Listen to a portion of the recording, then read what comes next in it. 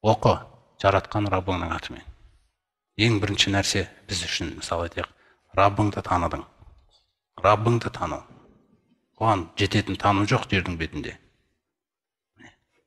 Раббыңды тану. Екінші, халақал инсана мин алақ.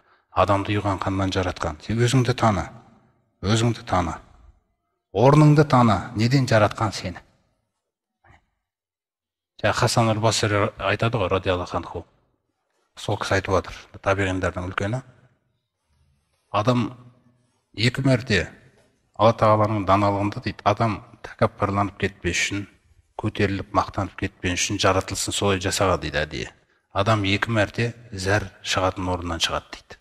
Екі мәрте зәр шығатын орнынан шығады дейді. Бірінші атасының белінен, екінші анасының жатырынан. Сосын бұл адам қайтып тәкаппарланады дейді. Қайтып тәкаппарланады дейді бұл адам. Алла Тағала бұны ұйыған қаннан жаратты деп бізге айтып отыр ғой. Жаратқан Раббыңның атымен оқы.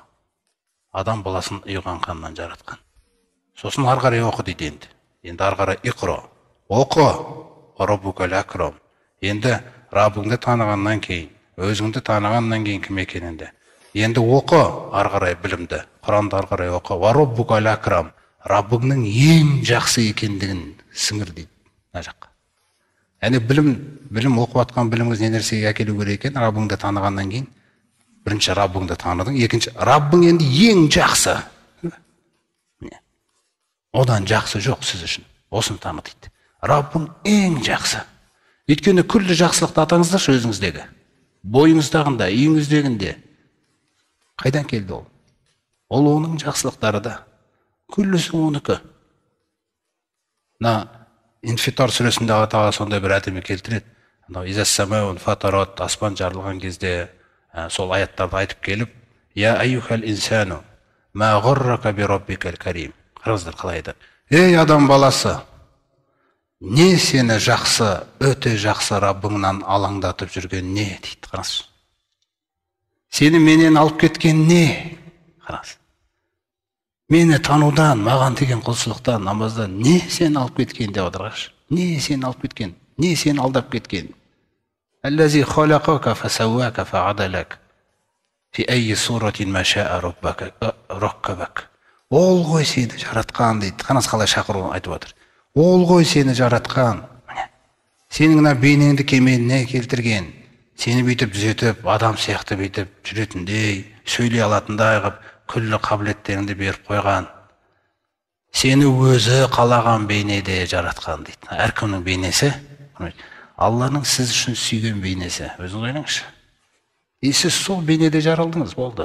Ең бастысы, Алла сүйді бұл бейнені сізге. Одан кейін біреуге ұнайды, ұнамайды. Ол не керек ол? Ең басты бұл бейнеңді Раббың сүйді. Сол өзі жақсы көрген бейнеде жаратты сені. Не осындай сені жаратып, сосын сені жақсылықтарыңа бөліп атқан кезде өте жақсы Раббыңа қатысты, жомарт, ардақты, қадірлі, керемет Раббыңа қатысты сені не алдап кетті дейді. Қараңыз. Ақшама, жылқыма, мансапқа, креслома не алдап кетті айтшы? О шақыруды қалай тастап отыр? Не сені алдап кеткен? Қашан қайтып келесің сәждеге деп отыр ғой. Сондықтан әуелгі түскен аяттарға назар салсаңыздар құрметшім, білімді сөйлеп келді ол. Бұл үзіліп қалған білім, күллі адамзат жете алмай отырған білімді алып келді Алла Тағала. Міне. Қараңғылықтардан жарыққа шығару деген өзіңіз ойлаңыз. Жибрил келді Алла Тағаланың әмірімен. Оқы, міне білім басталды.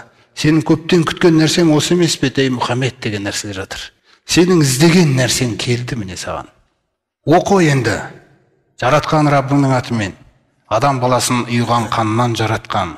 Оқы, Раббың сенің ең керемет, ең ардақты, ең жақсы, ең қадірлі. Оның сізге деген жақсылығының кереметтігі соншалықты, мысалы, Аллази аллама бил қалам, ол саған қаламмен жазуды үйреткен дейді білімді. Сондықтан білім үшін Алла Тағала осы 5 аят түсірсе де, соның ішіне өзі 5 аят болса алғашқы түскен қалам деген сөзді қосып қойды ғой ішіне, өзі ойлаңызшы. Қалам деген сөз. Оқы деген сөзді қосты, қалам деген сөзді қосты. егер де сіз Аллаңызды, дініңізді, пайғамбарыңызды танығыңыз келсе, оқу деген жолы тәсілін баяндады, және жазу тәсілін баяндады. Жазып алыңдар дейді өздеріңе керекті нәрселерді. Жазу сенің ықыласың.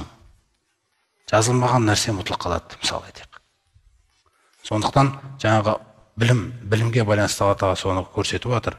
Оқу және жазу адамға қаламмен жаңағы үйреткен.